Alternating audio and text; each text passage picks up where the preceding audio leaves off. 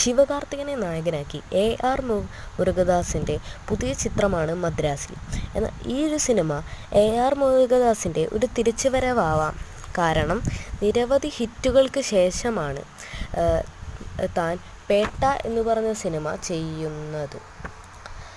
പേട്ട എന്ന് പറഞ്ഞ സിനിമ രജനികാന്തിനെ വെച്ച് താൻ ചെയ്തപ്പോൾ അത് ഫാൻസ് വൻ രീതിയിലാണ് സ്വീകരിച്ചത്. അതുകൊണ്ട് തന്നെ സിനിമ തിയേറ്ററുകളിൽ വൻ കളക്ഷനാണ് നേടിയത്.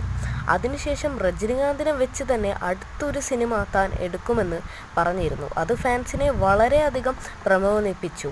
അതിനുശേഷം ഫാൻസിനെ കുലുക്കി മറിച്ചുകൊണ്ട് ദർബാർ എന്ന് പറഞ്ഞ സിനിമ രജനികാന്തിനെ വെച്ചെടുത്തു. എന്നാൽ ആ ഒരു സിനിമ ബോക്സ് ഓഫീസിൽ ഒരു പരാജയമായിരുന്നു.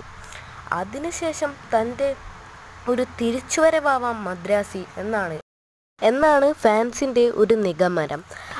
ഇതിലെ ഒരു പ്രധാനപ്പെട്ട കാര്യമെന്ന് പറയുന്നത് തുപ്പാക്കി എന്ന സിനിമയിലെ വില്ലനായ വിദ്യുത് ജമാലാണ് ഈ ഒരു സിനിമയിൽ വില്ലൻ കഥാപാത്രമായി വരുന്നത്.